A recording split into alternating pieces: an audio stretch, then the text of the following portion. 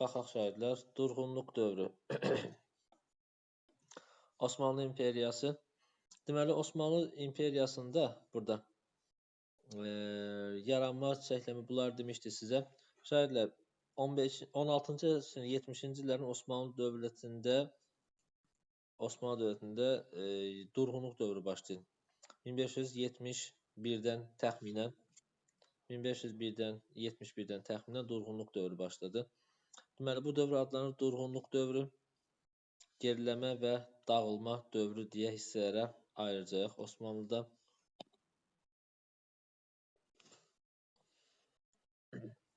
İlk dövrümüz durğunluq dövrüdür. 1570-ci illərdən başlayır və 17-ci əsr sonuna qədər 1699-a qədər davam edəcək.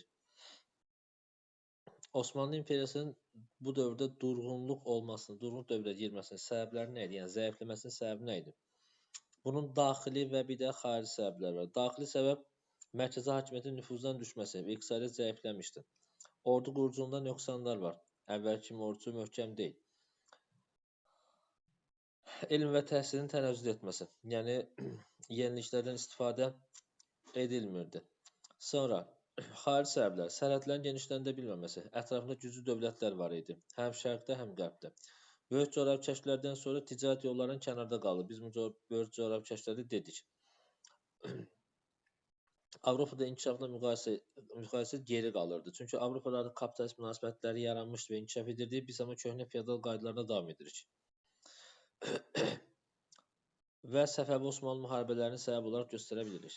Bu dövrdə Osmanlı hakimiyyətində, Osmanlı dövlətində şahid müəyyən ifadələr var ki, bu ifadələri bilək, mahiyyətini çox dərinə girməsək də olar. Mahiyyətini bilək, ən azı nə olduğunu qısaca olaraq. Qəfəs üsulu nədir?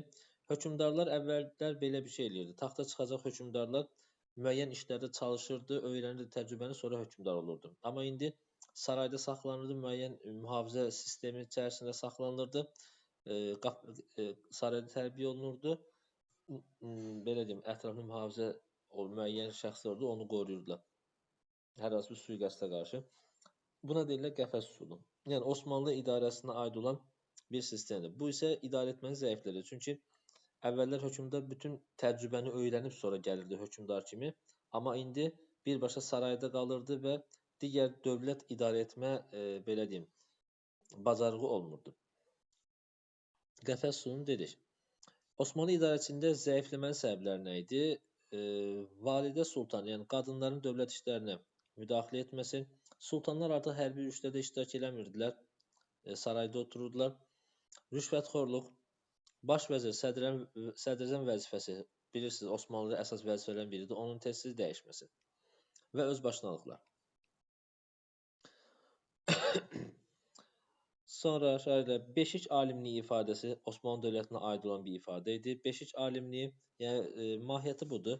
Alimin oğlu alimdir. Belə bir düşüncə var idi. Yəni bu idarə etməyə də tətbiq edirdilər. Hökümdarın oğlu hökümdardır, vəzirin oğlu vəzirdir, paşanın oğlu paşadır, məmurun oğlu məmurdur. Belə bir ifadə var idi. Bu isə yenə də idarə etmənin zəiflədir. Çünki alimin oğlu alim olmaq deyə bir məcburiyyəti yoxdur, olmaya da bilərdi. Bu müəyyən sıxıntılar, idarə etmədə problemlər gətirib neyinirdi, çıxartmış olurdu.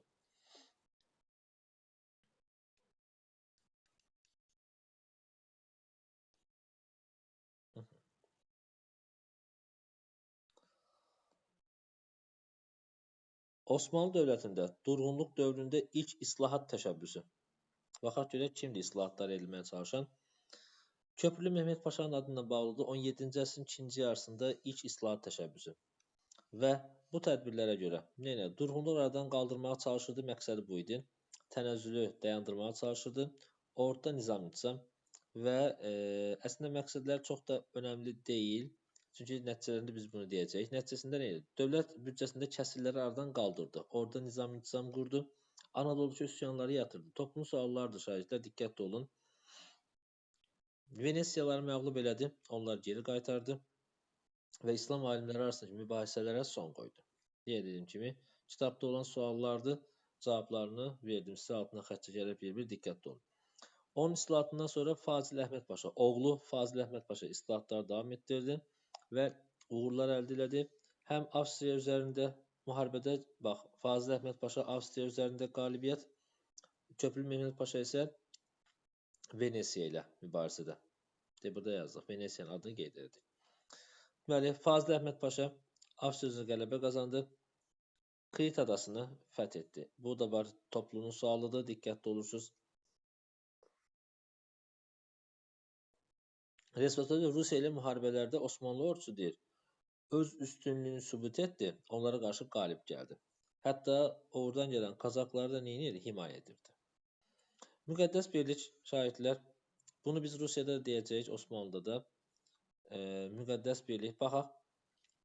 Osmanlının 17-ci əsrin sonlarında əldə etdiyi uğurlar Avropa dövlətləri, xüsusən Papanı narahat edir və Roma Papasının təşəbbüsü ilə yeni bir ittifaq yaranmış oldu. Bu adlanır müqəddəs birlik. Hansı dövlət? Avstriya, Malta, Venesiya, Retspospolita dövlətləri iştirak edirdi. Az sonra isə 86-cı ildə Rusiyada qoşulduğu həmin bu ittifaqa. Rusiya mövzusunda bunu ətraflı deyəcək. Bu da Roma Papasının təşəbbüsü ilə qurulan bu təşkilat, yəni bu birlik, daha doğrusu belə deyir, Roma Papasının təşəbbüsü ilə qurulmuşdu və ya başlamışdı. Həm müqəddəs birliyə aiddir, həm də xaç yürüşlərinə aiddir. Orada yəni, oxşar cəhət olaraq bizə nə edəcəklər? Verə bilərlər.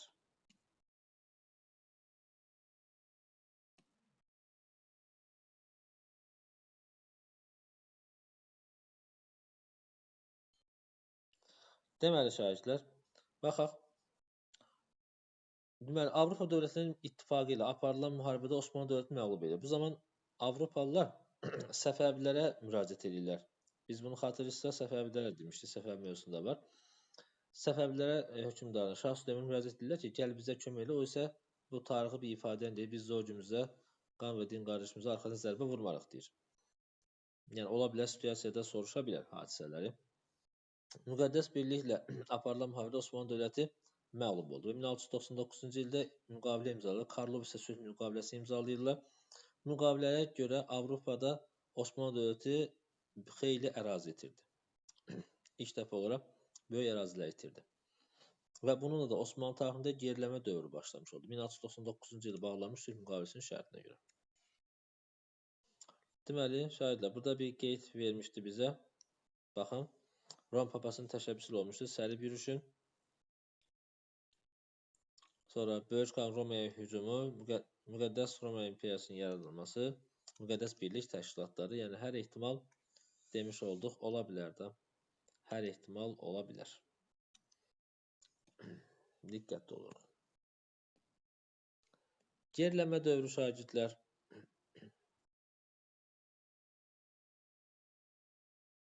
Deməlidir ki, durğunluq, geriləmə və dağılma dövrləri. Birinci durğunluq dövrünü dedik. İndi baxaq geriləmə. 3-cü Əhmədin hakimiyyət dövrü.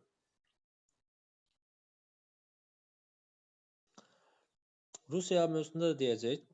1111-ci ildə Rusiya 1-ci Pyotr cənuba doğru gəldi. Məqsədi Qaradəniz sahilərinə çıxmaq idi. Və deməli, İsveç hökmdarını təqib etmə bəhanəsi ilə gəlmişdi. Köhnə kitab arasında bəli, çox fərq var. Əgər kitab çox köhnədirsə, yəni 2020-21-ci kitablarsa bəli, amma 2023-cə yox, çox ciddi bir fərqimiz yoxdur. Prut yürüyüşü. Pyotr məqsədi Qaradənizə çıxmağa çalışırdı. 2023-də problem yoxdur. Amma burada Pyotr Prut çayı sahilində mühasirəyə düşdü. Bu zaman Osmanlılarla bağlamış müqavilə görə Azov qalasını geri qaytardı. Azov qalasını yenə də deyəcək, 17-ci əsrin sonunda aparılan müharibədə Rusiya Osmanlıdan almışdı. İndi isə onu geri qaytardı. Bunlar ruhlanan Osmanlılar Avstriya və Venesiyaya qarşı müharibəyə başladı, amma məğlub oldular. 1716-18-ci illərdə aparılan müharibədə məğlub oldular və yenə də Balkanlarda böyük ərazidə itirdi. 3-cü Əhməd idarəçilikdə və daxil Avropa ölkələrini öyrənmək istedi. Yəni, onların nümunəsini tətbiq eləsin burada. Buna görə də İngiltərə, Fransa və Avstriyaya nümayəndələr göndərdi. Bunu 3-cü Səlimdə etmişdə oxşarcaya saya bilərsiniz. İstəyir ki, oradakı yenilikləri öyrənsin. Lalə dövrü şagirdlər. İslahatlar bu dövrdə kimin adına bağlıdır? İbrahim Paşanın adı ilə bağlıdır, Sədr Əzəm. Onun laləyə xüsusi vurğunluğu vardı. Buna görə ətraf hər meydanlar, parklar, küçələr lalə ilə bəzədilmişdi. Bu səbəbdən lalə dövrü adlanırdı.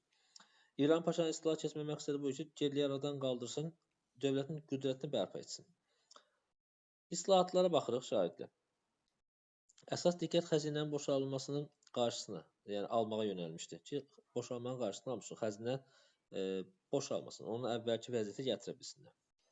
Xəzinə qənaət etmək üçün bəzi yeniçəri birliklər ləğv edilsin, diqqətli olun, testlərdə var bu suallar. Maliyyə vəziyyətini yaxşılaşdırmağa çalışdı. Lakin düzdür, bu tədbirlər faydasını göstərdi. Yəni, xəzinə dolduruldu. Amma əldə edilən gəlirin çox hissəsi saray, belə deyim, əyləncələrinə, xarici qonaqlara çəkilən xərclərə sərf olunurdu. Ordu quruculuğuna xüsusi diqqət yetirilməmişdi. Bu da onun məhdud cəhəti idi.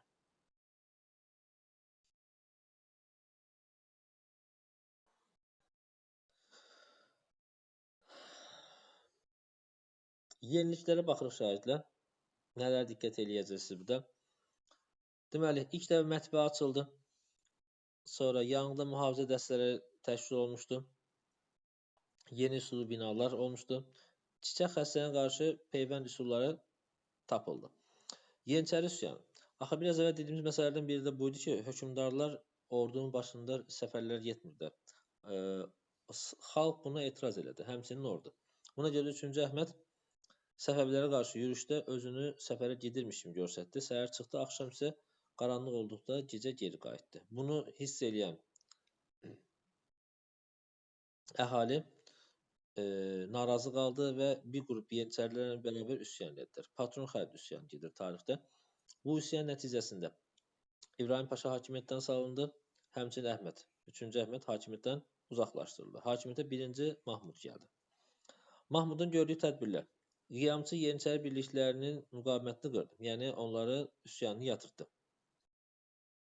Quruculuq işləri gördü. Quruculuq abadlıq işlərinə məşğul olmuşdur. Ramzəsən oxşar deyə bilərsiniz. Düzdür, qarşımıza çıxmayıb, amma hər hansı bir yerdə ola bilər. Kağız istehsal edən xüsusi mətbəə hazırlatmış oldu. Sonra Nadir Şahla müqavilə var.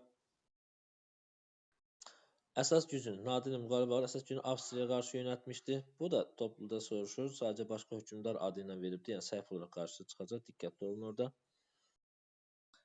İlk dəfə, hərb tarixində ilk dəfə olaraq Qumbaraçılar Ocağı adlı təşkilat qurmuşdu. Avstriyaya aparılan müharibədə qalib gəldi. 1739 Belqrad sülhünü imzalayacaq. Osmanlı dövlətinin bu dövrdə imzaladığı ən uğurlu müqaviləsi idi. Həm Rusiya ilə, həm də Avstriya ilə müharibədə qalib gəlmişdi.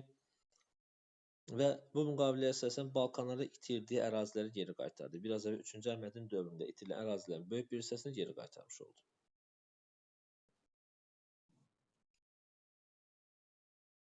Yəni, Mahmudun islahatları uğurlu oldu, müsbət nəticələrini göstərmiş oldu. Amma Mahmudun ölümündən sonra yenə də vəziyyət əvvəlki formasını itirdi. Yəni, əvvəlki bu inkişaf dayandı. Biz bunu harada görəcək şahidlər? Rus-Osmanlı müharibələrində görürük. Baxaq. 68-74-cü Rus-Osmanlı müharibəsi. Burada nələr baş verdi şahidlər? Həmin müharibədə 1774-cü ildə Osmanlı dövləti ağır məğlubiyyətə uğradı. Xeyli ərazilər itirdi. Yenə də. İlk dəfə Osmanlı dövləti təzminat ödəyir. Krım xanlığının müstəqilliyini tanıyır. Və nəticədə Rusiya Qaradənizə çıxış əldə etmiş oldu. Bax, Rusiya Qaradəniz sahillərinə çıxış əldə etmiş oldu. Və Krım xanlığı bu ərazi, Krım xanlığının müstəqilliyini Osmanlı dövləti tanımaq məcburiyyətində qaldı.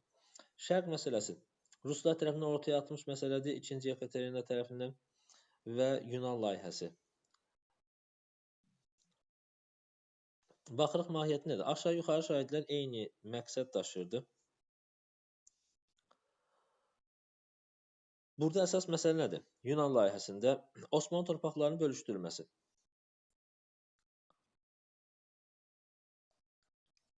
Yəni, bir-birinin tərkib hissəsi olaraq davam edir, davamlı olaraq gedir. Şərq məsələsi və Yunan layihəsi.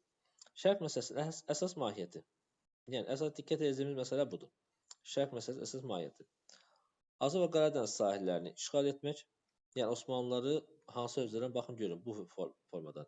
Azov dənizi buradadır, Qaradəniz də buradır. Osmanlıları bu ərazidən çıxartmaq və Qaradəniz sahilinə Rusiyanın çıxış əldə etməsi. Bosfor Dardanel boğazlarından sərbəst keçmək istəyirlər. Bosfor və Dardanel boğazlarından sərbəst keçib Aralıq dənizinə, oradan da Atlantik okeanına çıxmaq istəyirlər. Yunan layihəsi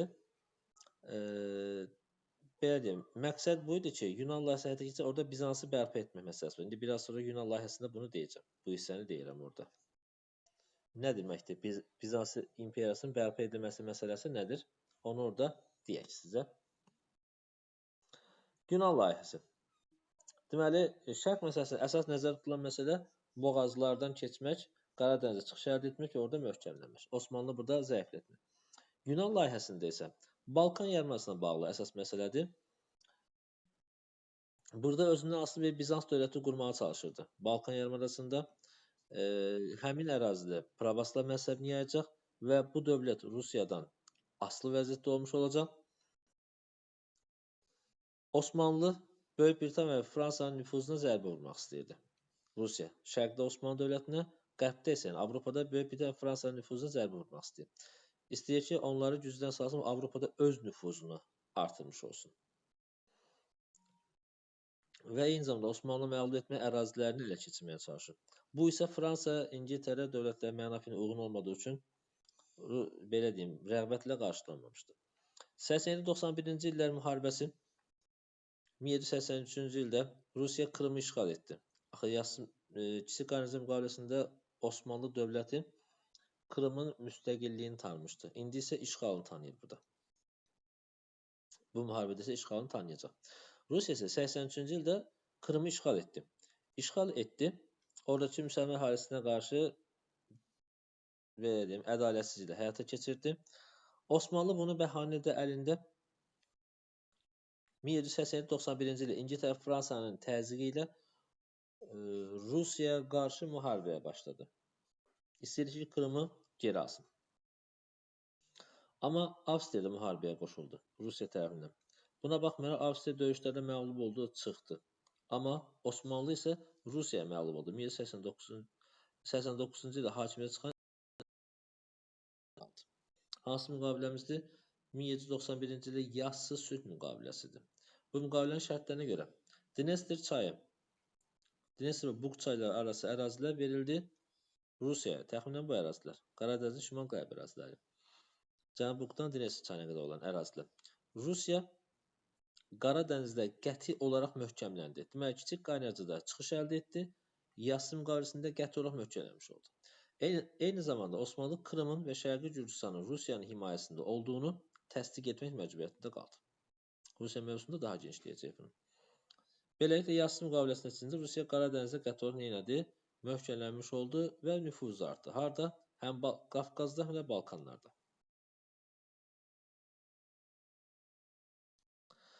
Daha sonra isə müttəfiqlər arasında mübarizə başladı. Avstriya və Rusiya arasında mübarizə başladı. Misir uğrunda isə İngiltərə və Fransa arasında mübarizə başlayır. Bu isə şərq məsələsinin gedişatını ləngidir və bu məsələ yavaş-yavaş kənarda qalmış olacaq. Bu zaman hakimiyyətdə olan 3-cü Səlim Osmanlı dövlətinin vəziyyətdən qurtarmaq üçün islahatlar keçirməyə çalışır.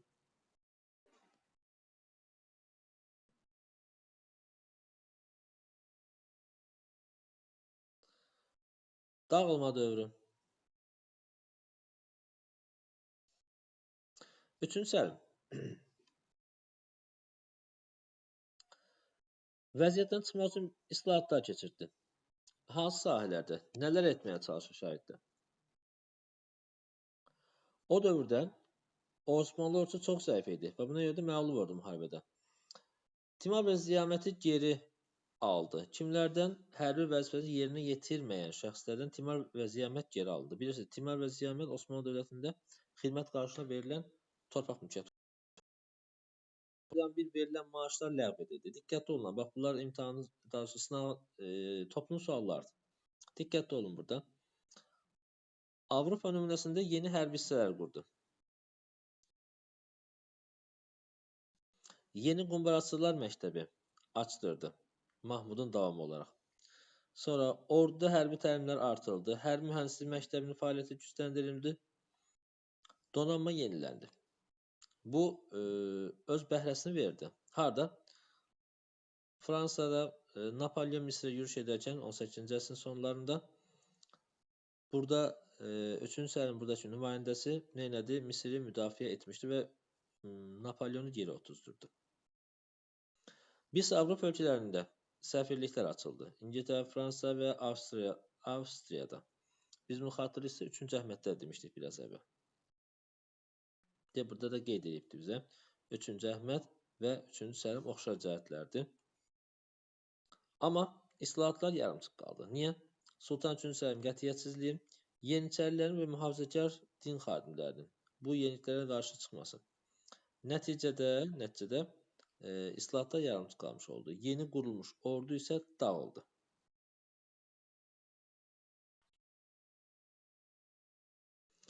Az sonra 3-cü Səlim hakimiyyətdən salındı.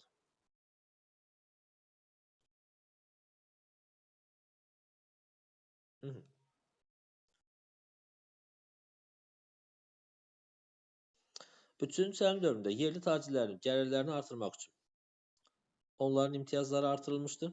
Bu da var suallardan. Xarici tacirlərin fəaliyyətini isə məhdudlaşdırmışdı. Osmanlıların 19-cu əsr şahidlər bura qədər. 19-cu əsr mövzularına qədər inşallah oxuyacağıq.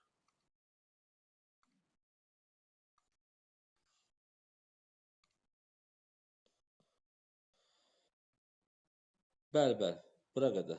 Sultan 2-ci Mahmud. Yəni 19-cu əsrin əvvəllərinə qədər davam edəcək. Bura qədər oxuyacağıq. Buradan sonrası